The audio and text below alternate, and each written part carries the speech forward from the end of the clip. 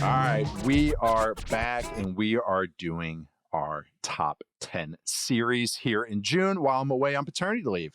Probably handling some diapers right now, doing something fun, but we're continuing the series. We've done quarterbacks, receivers, did some movies and pop culture with Mina Kimes.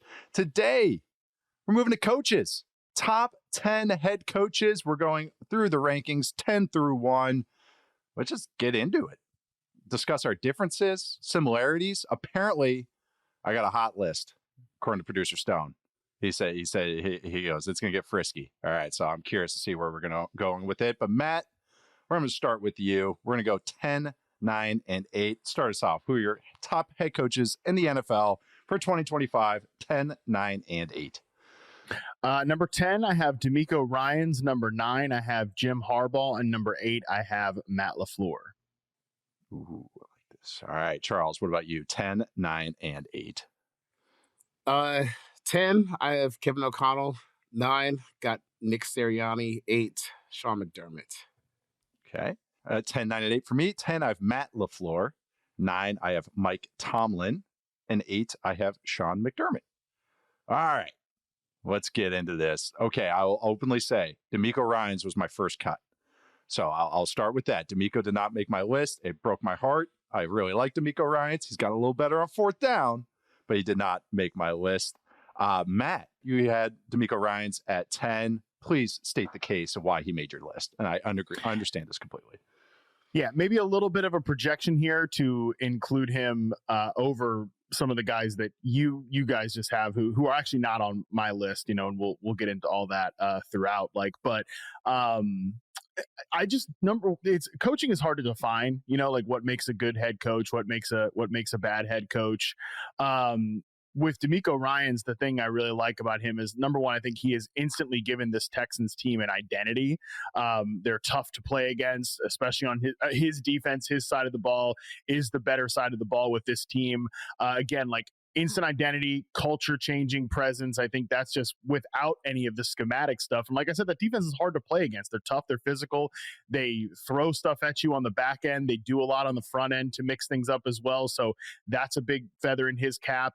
And I think what sealed him in this 10th spot over guys who maybe have longer and perhaps even better decorated resumes is I love the decision. I mean, this sounds harsh, but I love the decision to move on from Bobby Slowick this offseason and go in a new direction. No, that's not personal against Slowick or anything like that. I never want to see somebody lose their job. But at the same time, this was a moment that I think a lesser coach, somebody who maybe doesn't have the chutzpah, the stones of D'Amico Ryans, might be like, hey, listen, this is the second year for CJ Stroud. It was a little bit of a step back. Let's just see what year 3 looks like. We don't want to mix this thing up. I think it was the right time to make a change, and the fact that he did make that change is ultimately the reason that I gave him the 10th spot over a few bigger names.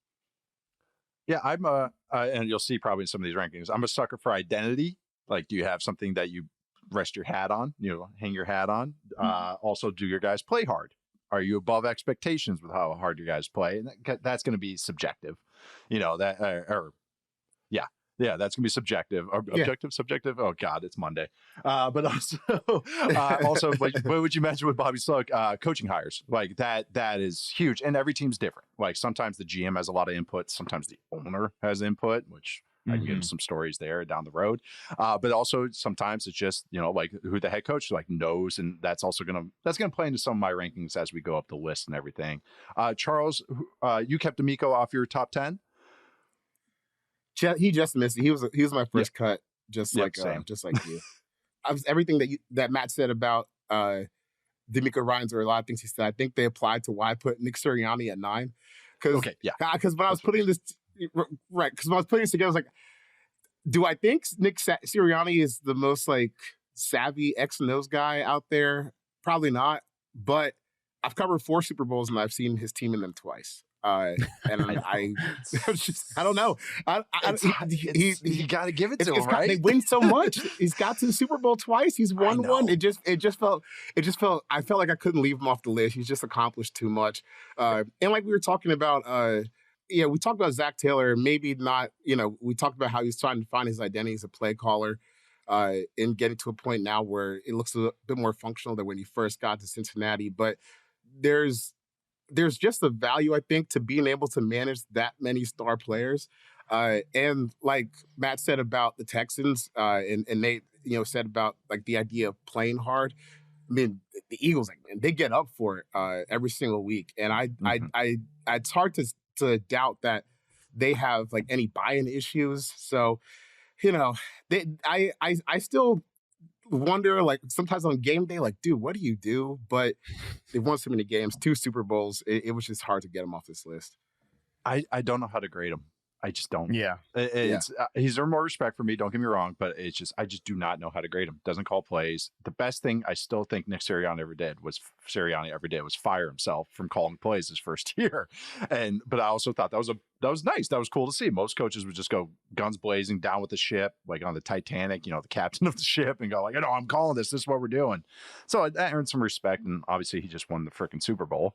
So that's another little notch in the fourth down aggression stuff. But again, it's like, is that just a franchise thing or is that the head coach? They have so much help with Howie Roseman and stuff. So it's like, it's not fair to Sirianni to like always bring up Howie and everything, but that's the reality of it. It's just tough. Mm-hmm. It's like when you talk about Brock Purdy a little bit at quarterback, you're like, I understand you're confident you could do these things, but like, how good actually are you? And I still don't know. Like but he's definitely above board. Sirianni just missed my list. If I had like my honorable mentions, he's in that next 4, I guess you would say. But I just don't know how to gauge him. It's almost like Larry Coker of the NFL to me, the old Miami head coach. It's like, I know you're doing a fine job, but how good are you actually? Apparently all 3 of my guys are on the list by Matt LaFleur 10, Tomlin 9, Sean McDermott. I would say I'm a little low on Tomlin. It's more of he's always going to make my top 10 list. It's just based on what I feel about him on that given day I'm doing these rankings.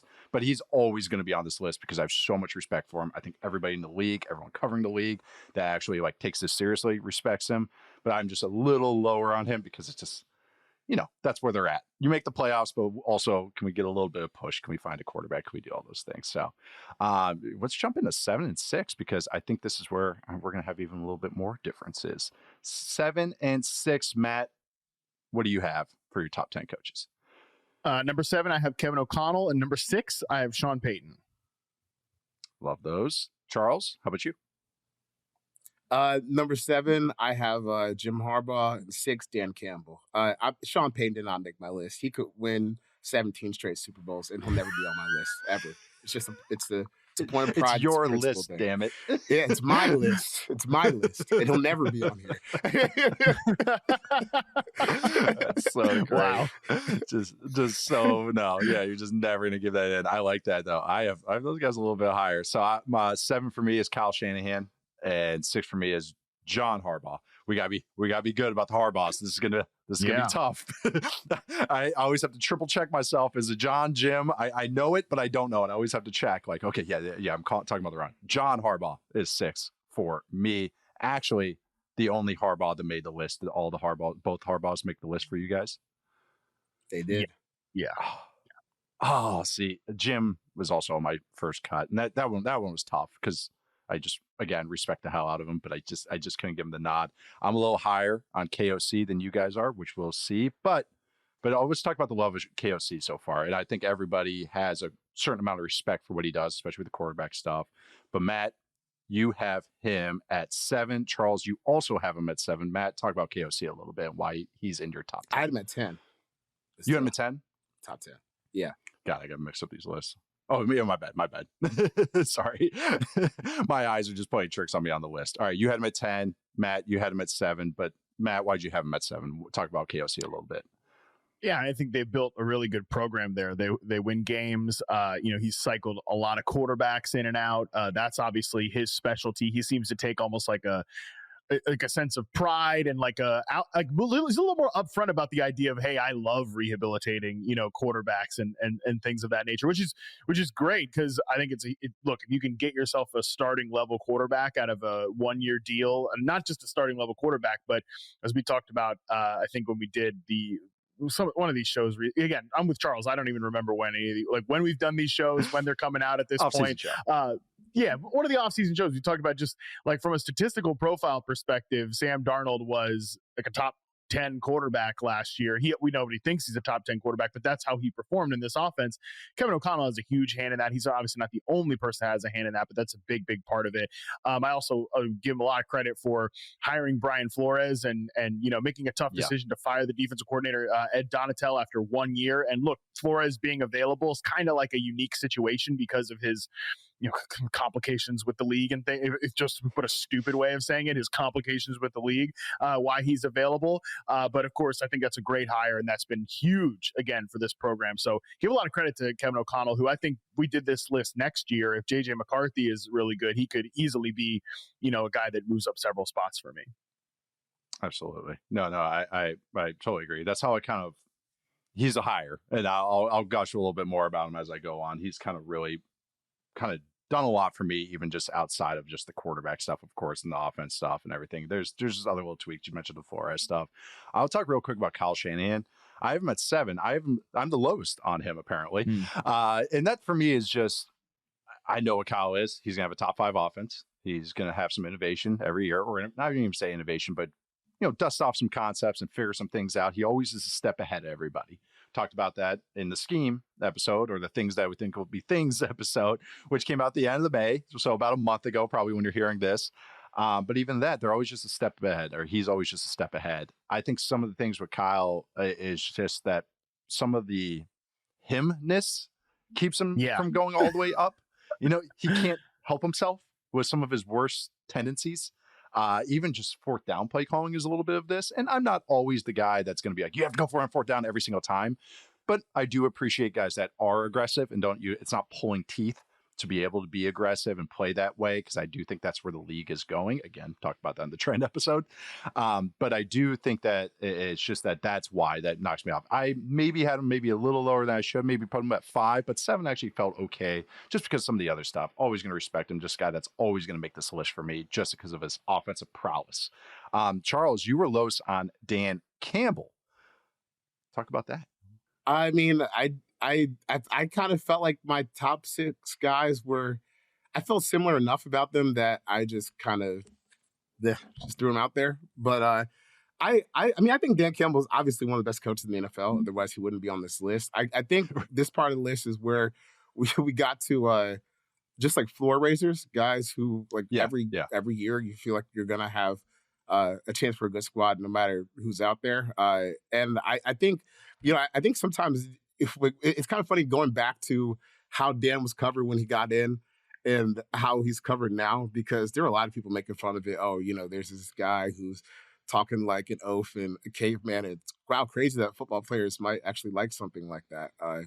It's not like your actual normal workplace, like where you're going to a cubicle. Yeah, if my editor was telling me to go run through a wall, I wouldn't be happy. But if we're doing it for a football game, it kind of hits a little bit different. So not just to see that, obviously where he's connected with his players, but he's also got obviously a lot of football acumen too. Because remember before Ben Johnson got hired, when he was dealing with the woes of Anthony Lynn as the offensive coordinator, Dan actually took over play calling for a handful of games, and they looked all right. So this isn't just some rah culture guy. He's obviously got a lot of his fingerprints are all throughout that team, all throughout the roster ability, all throughout what they do on Sunday. So I think he's earned a spot on this list, and I feel like you're at a point with Dan Campbell where at least you're going to be a tough team. We just saw that Frank Ragnar retired, so that's another wrench, in what their equation is going to look like this year. But you have someone who's going to at least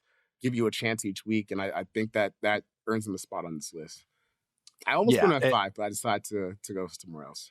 I'm very high on Dan Campbell, which we'll talk about in a little bit, but it's perfect kind of early Kyle Shanahan 49ers teams, early Dan Campbell Lions teams have more in common than people realize.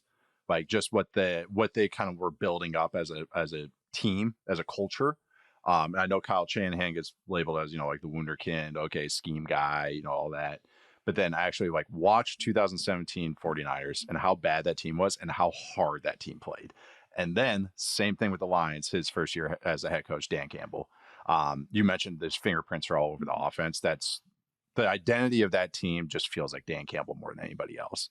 And just not only just what I picture, but the guy knows ball. Like the guy was a Parcells, Sean Payton guy. He's been around some really good coaches, and he obviously learned all of it.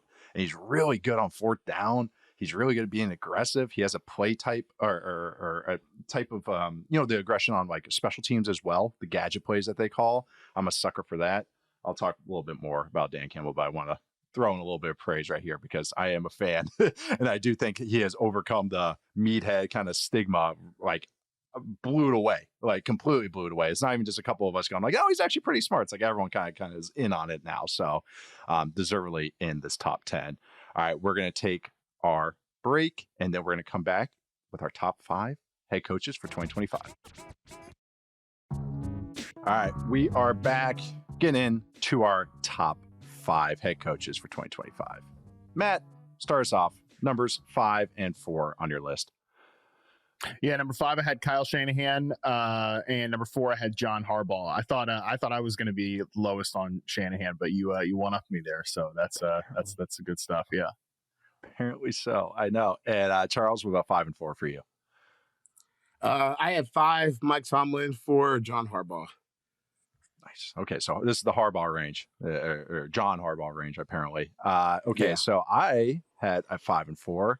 I had Andy Reid at 5. Yeah. And Sean Payton at 4. Yes. Went Sean Payton over Andy Reid. I have justifications for this. I'm lowest on Andy Reid. I'm going to guess I'm highest on Sean Payton. So I'll just start off and just clear the paint on this one. Andy Reid's really frustrating me, and I'm done. I'm like, he's trust me, it's Andy Reid. He's got respect. Offensive genius, going to go down as Hall of Famers. Won Super Bowls, just went to another Super Bowl. All that stuff. He's at limitations of some of the offensive stuff they're doing, and I know some of the personnel matters, but I think it's some of his own decisions that led to that. Also think there's some frustrations with some fourth down stuff and some aggression stuff, but that's where I'm at with Andy Reid. Still a top 5 coach, by the way. No, I just don't have him any higher. I just think others are doing things that inspire me a little bit more. And I think maybe this is the complacency of winning, and maybe I'm just bored of all the winning, and maybe I've just seen the Andy Reid offense for so long. And I think I'm maybe just a little frustrated where they're at right now. So that's why I have Andy Reid at 5. Sean Payton, on the other hand, inspiring to me, even though he's running a very old school type of offense or traditional type of offense, some new tweaks and everything, but it's a good game plan every week. Like that offensive game plan is good every week. They play hard every week.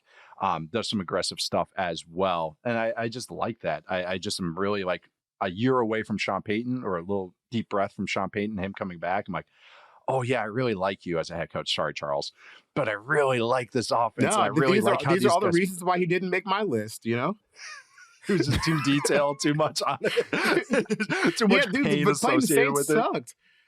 They were so damn like the physicality. Like I remember the Saints games twice a week. They're gonna beat your ass up front, and it seems like Sean's got the same thing, like going physicality wise with the Broncos. They just didn't have the horses on defense when they got to that Buffalo game.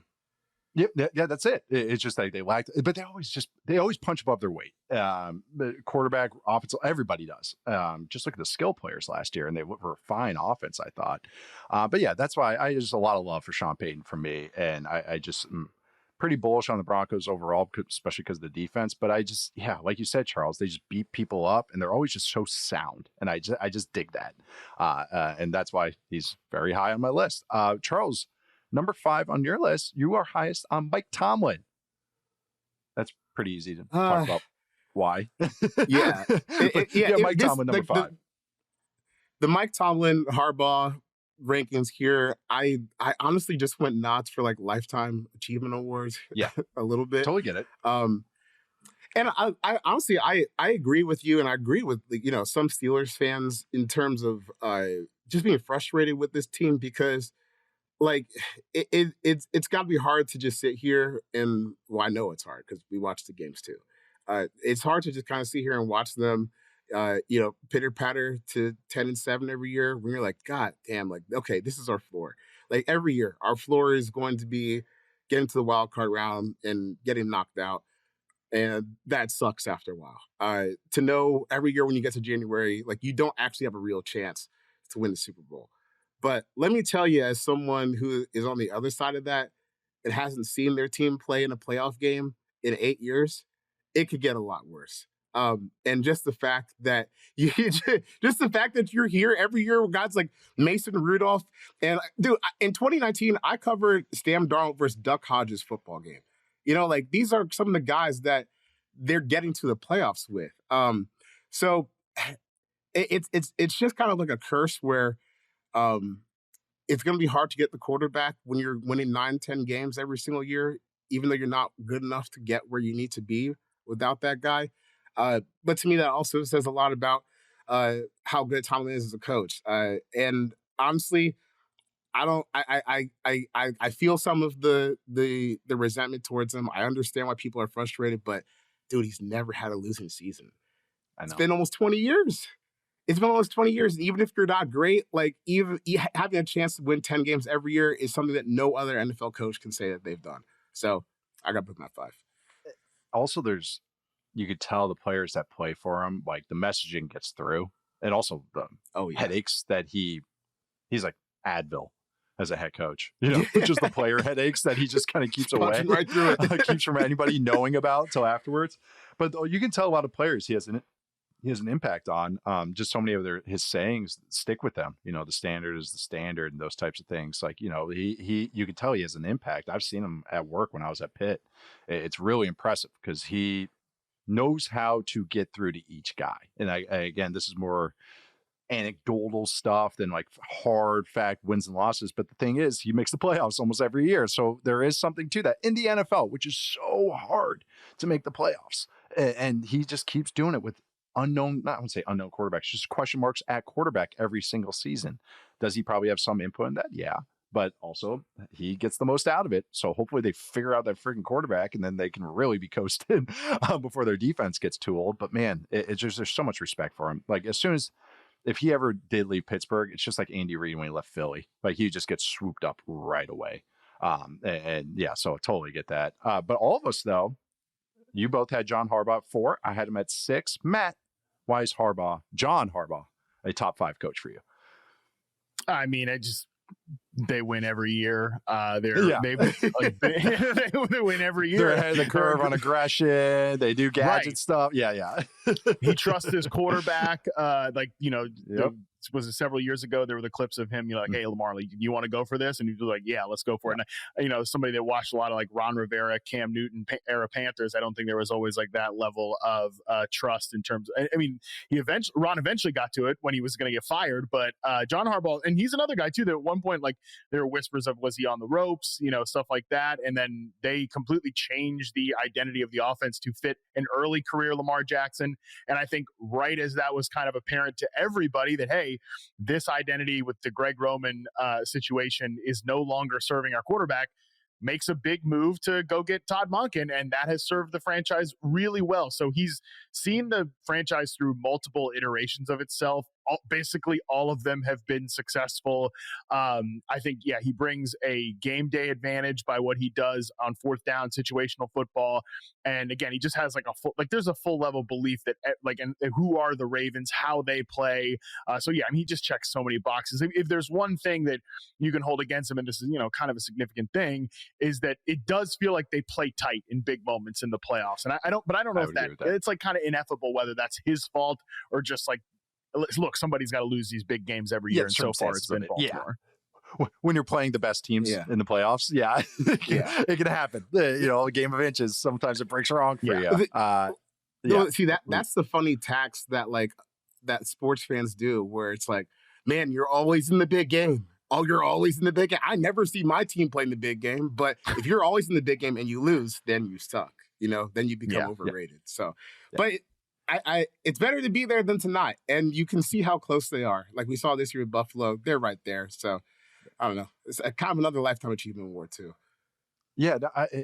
And someone that I worked with, who worked with the Ravens for a while, I asked him, I was like, how is John? Like, how is Coach Harbaugh? And he goes, just like his brother, hides it better, which I always just think is really funny. Well, like I just hides it a lot better. But okay, so if you envision Jim Harbaugh and what everyone, including me, loves about him, how much he loves football. Like you can just tell how much he loves football and just eats and breathes it. John's the exact same way. Like he is. He just doesn't I mean, listen to every press conference he gives.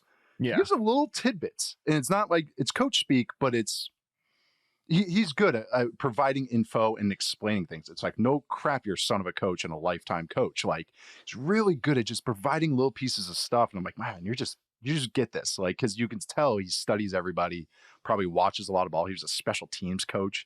Those guys can always just have a way to communicate to a lot of people, but that's sometimes better in theory than when they become a head coach. There's not a lot of them that can say that. It's like him, like Dick Vermeil. But really, he's gonna be like in my top 6, top 7 probably until he's done. Like, that is just like, he has earned that respect from me. Also, one of the most fun coaches to watch on tape on the sideline. He's a heavy reactor. He's a big, hands on the head type of guy, surrender cobra guy. When he thinks something's about to go bad, big sideline actor, which I always appreciate. Speaking like the hiding it better portion is funny because I've probably been like a dozen John Harbaugh press conferences now, and about half of them he's going to start it off with the Bible quote just to set the scene, very the table. Catholic. First thing out of his mouth going to be his Bible verse of the day, so it's in there. There's a lot of Catholic coaches. You see a lot of these Irish last names. There's a lot of them in there. We're getting into the final 3, the podium, 3, 2, and 1. I'm actually curious how we're going to go. Matt, who's on your podium? Top 10 coaches 2025. 3, 2, 1. I had Dan Campbell, Sean McVay, and Andy Reid. These were the easiest decisions to me. Was these top 3 guys? Everything else is a little difficult. Having those guys in that order, top 3 was pretty easy for me. Really like that. Charles, your top 3? I hate myself because I wanted to do something spicy at 1, or maybe what felt spicy to me, like public facing, but I went 3, Kyle Shanahan, 2, Sean McVay, 1, Andy Reid. I wanted to put Sean McVay number 1, but I chickened out and I put Andy Reid at 1 just because, I don't know, too many Super Bowls. And I've also been frustrated with the offense, but man, they also had so many injuries last year and they were trying to flip things around and they still got to the Super Bowl. So I don't know. I'm just, maybe he's just my default pick until he dies. Yeah. It's my own bitterness. My top 3 is KOC, Kevin O'Connell, 2, Sean McVay. We all had McVay at 2. And then 1 was Dan Campbell for me. I already kind of said why Andy Reid. Honestly, it's just me kind of going like, no, I'm not putting you in my top 3. This is my punishment. My June ranking of top 10 coaches. The former several Super Bowl champion who's been to like 9 Super Bowls as a coach. Yeah, no, not putting you in my top 3. But no, I had Dan Campbell at 1. We already kind of gushed about him a little bit. It's just everything to me. On-field aggression, when he X's and O's knowledge, because I do trust him and how he talks it, getting through the players. Innovation for special teams or aggression on special teams, I would say as well. Everybody has an identity at every position. They adapt based on what they have too. He's not very, he also, there's some of this too. I'll be honest. I probably have some biases with this. I mean, you guys had him in the top 3 too, so it doesn't matter. He likes big players. So yeah, like his preference is for players that I prefer. Like these are the guys. So also there's some agreement for me philosophically. So why Dan Campbell's top guy. I just think, man, I mean, outside that divisional round against the Commanders, there's so many games where I just feel like they are playing to their utmost ability. Even if they lose, I'm like always like, yeah, the Lions are going to bring it. The Lions have something. Ben Johnson might have been some of that, not going to lie. Aaron Glenn might have been some of that on defense. I would say Ben Johnson's a little bit more on offense. But I do think Dan Campbell's going to have guys. He already had a plan in place. I mean, yeah, he went and got Morton. But I just do think he knows coaches as well. And you heard about the Anthony Lynn thing where it's like he shows that he's able to make some of the hard decisions that has to happen when you're a head coach. So he was my coach of the year last year. I thought last year was his magnum opus until the playoffs. But he just has earned that respect for me that he might turn into it, like, because I think this is their window right now. And I think they might have to reload after this year or revamp after this year. But he might end up being almost like that Mike Tomlin, like where it's just like he's there forever. They're always competing hard and they're always winning 9-10 games, no matter who's on the roster. Right now, it's a good roster, but saying if they ever have some fall off there. So I really like Dan Campbell. And also he's kind of like Kevin Seifert was the first guy to ever say this, writes for ESPN. He said he's like a kindred spirit of my dad. and where they're very much alike. So maybe there's some of that too. I'll be honest, some of the biases play into here. But Sean McVay at 2. I almost put him at 1 too. I'm not going to lie. I'm just like you guys. But Matt, why'd you almost put Sean McVay at 1, but put him at number 2? And like a hard number 2, floor number 2 for Sean McVay. Yeah, first of all, I just want to say on Dan Campbell real quick, like it feels like the last 2 years or so, everybody's talked about the Lions as if he's almost like the dummy in the room that Ben Johnson's like scheming it up around and all this stuff. But yeah, I'm glad Charles pointed this out, because it always comes back to this for me, that he took over play calling duties in his first year there. Like, he comes from a deep offensive background. Like, we're all gushing about, well, except Charles, we're all gushing about Sean Payton. This is the tree that he comes off of. Like, there's so much shared. That's Dan like Campbell. The reason that Ben Johnson's offense feels a little Sean Payton-ish is because of Dan Campbell. So yeah, I mean, I love Campbell, and I don't have Mike Tomlin in my top 10. I think Dan Campbell's like a tier or 2 ahead of Mike Tomlin, because that team actually does stuff, and I think that he's a big, besides get their ass kicked in the first round every year and have like an 8-9 roster and get to 9 wins, like whoop-de-doo, big. Well, let's throw another parade for that one. But yeah, no, I like that. Just you go out and do it then. No, nobody's ranking Matt Harmon as a top 10 coach. We're not talking. No, my job is to get behind a mic and throw darts, not coach the team. You go look Mason Rudolph in the eye and say 17 games, buddy. Let's do it. They're probably going to do it this year, and they're going to stink because the roster's not good anymore. So we'll see. We'll see how it ends this year. But no, I mean, yeah. So Dan Campbell, I just wanted to say that about him, that I feel like when everybody wants what you have, it's probably because you have the goods, and there's a reason that this Lions coaching staff has been plucked over. But on Sean McVay, yeah, I'm with Charles. I really wanted to rank him number 1, because he's another guy that has shepherded this franchise through multiple iterations of itself. They've changed identities on both sides of the ball. They've gone from being this very veteran-laden team where, yeah, you're able to get a lot of different personalities into the mix, and you're able to win a damn Super Bowl doing it. And then you're right back into contention by the actual job of coaching, like fostering and developing young talent. So being able to do that, and we all know that, like, yeah, some of these guys, like Tomlin, I do think has a big hand in what the Steelers roster looks like. And it looks like that. Meanwhile, Sean McVay has a big hand in what the Rams roster looks like, and it looks like this. And it is as good as it is now as it was when they won the Super Bowl. So I think the offense is so well designed. I'm so impressed by what they do, from just getting guys open, using players the right way. Yeah, I really wanted to put him number 1, but I was a coward, and I went with Andy Reid number 1. They were on the spot. And Charles, you had McVay at 2 as well, and then Kyle Shanahan at 3. On top of Andy Reid at 1, why'd you have this pair, who I always feel like are going to be linked up together for like the rest of time? But Sean McVay and Kyle Shanahan, why did they round out your top 3? Just to add on to kind of maybe our praise. Yeah, I just feel like, and really the list I have from like Dan Campbell up, it's just, we're going to be a tough out no matter what. And I think Kyle, like I was just looking at the whole body of work this morning, like including the OC stints. I'm like, man, this is one hell of a resume. And like basically outside of last year, his time with the 49ers, it was like either they're awful or they're in the NFC title game. And, right. You know, Final Four or top 10. Right. Final Four or top 10. Right. That's Final it. Four or top 10. Which is honestly not the worst place to be if those are going to be your outcomes. But man, like there's like you said before, they're always ahead of the curve on offense. And I think that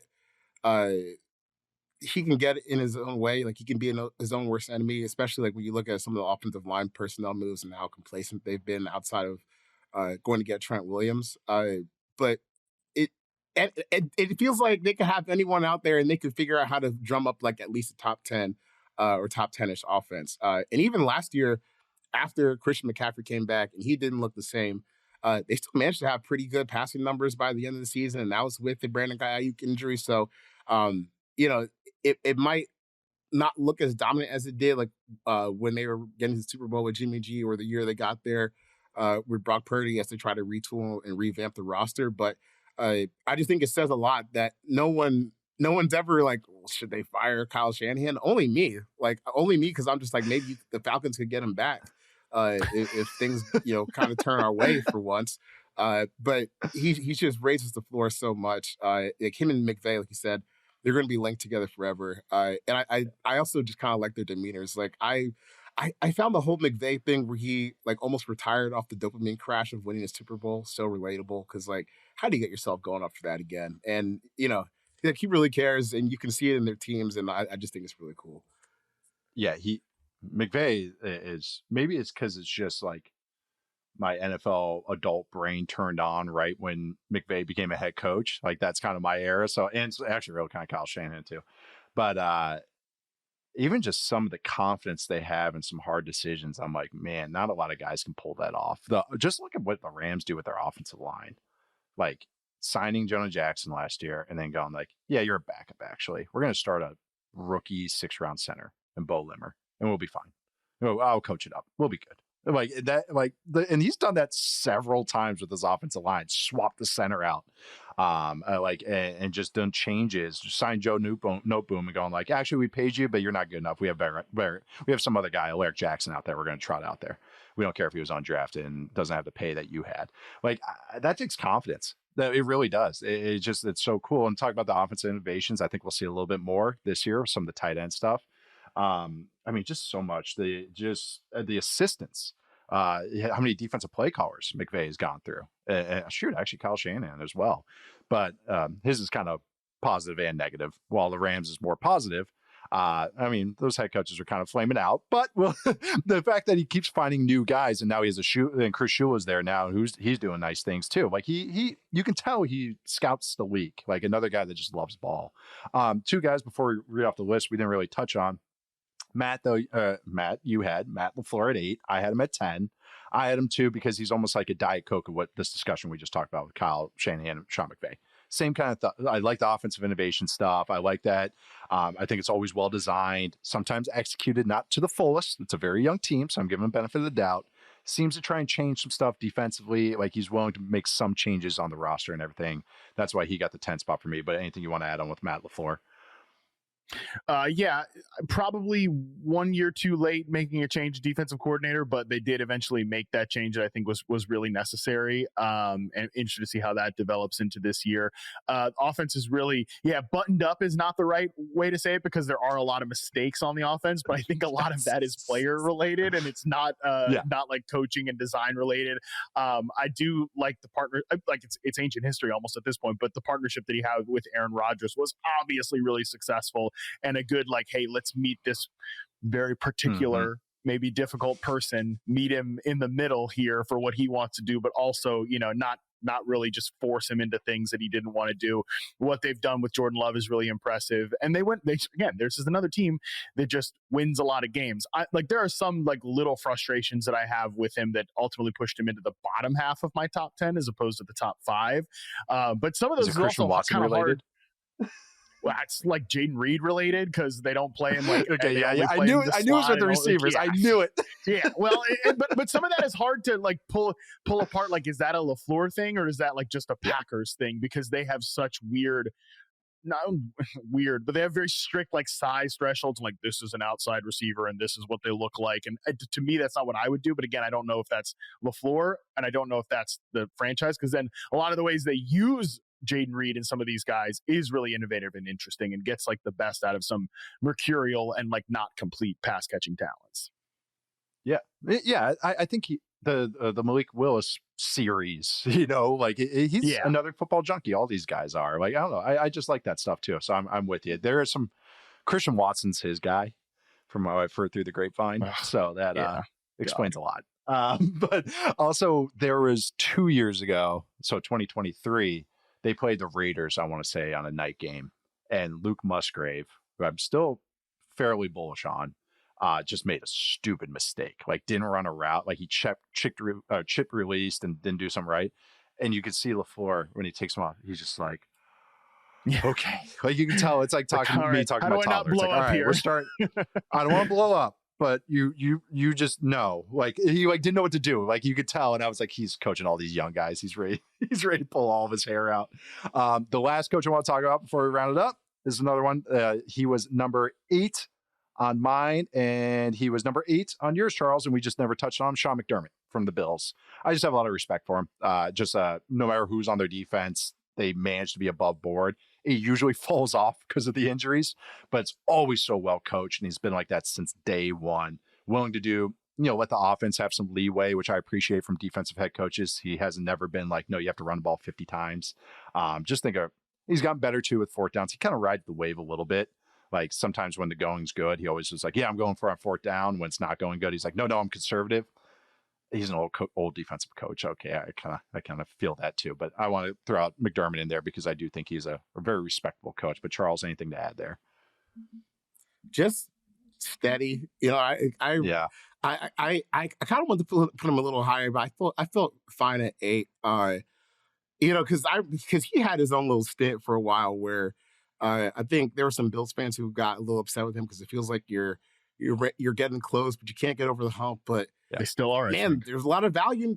Yeah, there's a lot of value in being able to get that close consistently. And think about what we thought about Buffalo last year, where this time last year, a lot of people are looking at like, oh man, like this is potentially like however far you can drop with Josh Allen as your quarterback. Maybe this is going to be a retooling or a rebuilding year, and they made it to the damn AFC Championship game. We're a couple of plays away from being able to win that. So exactly. He's a great coach. I think if they can hit on some of these draft picks that they spend on defense, they'll probably get working like right back up. I think a lot of the issues that they've had over the past couple seasons, especially towards the end of last season, I think you can blame a lot on health, but they are still putting a lot of new guys in there, and I think he's one of those guys that can coach them up. So I still like McDermott a lot, and I'm excited to see like how this next era of his Bills run goes. He's also shown a little bit more sense of humor, which is refreshing considering what his old type used to be, talking about certain days in history. All right, so let's go through the top 10 rankings. We'll wrap this up. Charles went Kevin O'Connor at 10.